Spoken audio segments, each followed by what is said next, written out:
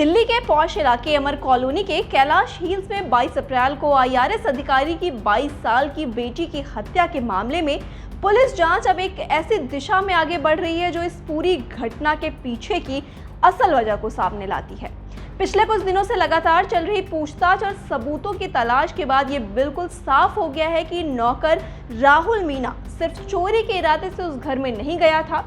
Police investigation में अब उसका सीरियल रेपिस्ट वाला आपराधिक प्रोफाइल पूरी तरह से खुलकर सामने आ चुका है।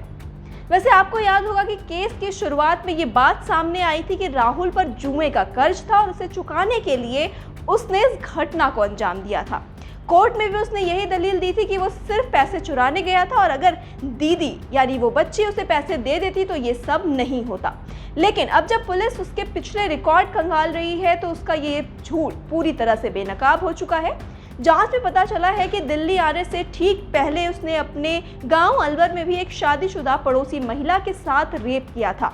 उस वक्त उसके परिवार ने इस पूरे मामले को झूठा बताकर दबा दिया था, लेकिन अब मेडिकल रिपोर्ट ने इस बात की पुष्टि कर दी है कि उसने वहां भी इस अपराध को अंजाम दिया था।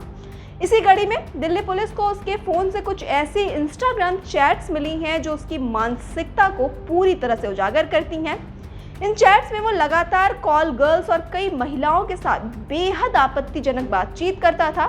पुलिस का मानना है कि जुए में जीता गया पैसा वो इन्हीं अय्याशियों पर उड़ाता था और महिलाओं के प्रति उसकी सोच शुरू से ही विकृत थी। इस मामले में कुछ और बातें भी हैं जो निकलकर सामने आई हैं।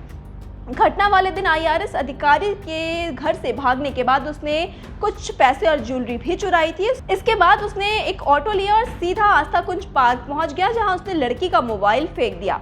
पुलिस ने उस मोबाइल को बरामद कर लिया है और अब उसकी गहराई से डिजिटल जांच की जा रही है ताकि पूरी घटना की कड़ियां आपस में जोड़ी जा सके। इसके बाद वो चालाकी दिखाते हुए राजस्थान भागने के लिए नेहरू प्लेस से टैक्सी लेकर रेलवे स्टेशन पहुंचता है, लेकिन उसकी ट्रेन छूट जाती है। ट्रेन छूटने के बाद मजबूरन उसे द्वारका के एक होटल में रुकना पड़ा, जहां उसने अपनी पहचान छुपाने की पूरी कोशिश की। उसने बिना कोई आईडी प्रूफ दिए 1500 रुपए वाला कमरा सिर्फ 500 रुपए में ले लिया। पुलिस अब इस बात की भी जांच कर रही है कि आखिर होटल स्टाफ ने बिना आईडी के रजिस्ट्रेशन नियमों को तोड़कर उसे कमरा कैसे दे दिया। होटल में रुकने के दौरान उसने कैश ऑन डिलीवरी पर अपने लिए एक टी-शर्ट भी मंगवाई और खाने में चिकन करी और रोटी भी ऑर्डर की। पुलिस को उसकी मानसिक स्थिति और आगे की प्लानिंग समझने में ये सारी चीजें काफी मदद कर रही हैं। एक और बड़ा सबूत जो सीसीटीवी फुटेज है उस घटना के तुरंत बाद की सामने आई थी, जिसमें वो फोन पर बात करता हुआ दिख रहा था। पूछताछ में उसने कबूल किया है कि वो फोन पर अपने चाचा के बेटे त्रिलोक से बात कर रहा था। त्रिलोक से उसकी अच्छी बनती थी, इसलिए उसने अपना पूरा गुनाह उसे डिटेल में बता दिया था। इन सभी सबूतों और कड़ियों को जोड़ने के बाद कोर्ट ने उसकी पुलिस रिमांड 7 दिन के लिए और बढ़ा दी है। इन 7 दिनों में पुलिस इन तमाम चैट्स, होटल की डिटेल्स और उसके भागने के रूट को वेरीफाई करेगी। इसके तुरंत बाद अलवर पुलिस भी उसे अपनी कस्टडी में लेने वाली है ताकि वहां के मामले में भी कार्रवाई हो सके।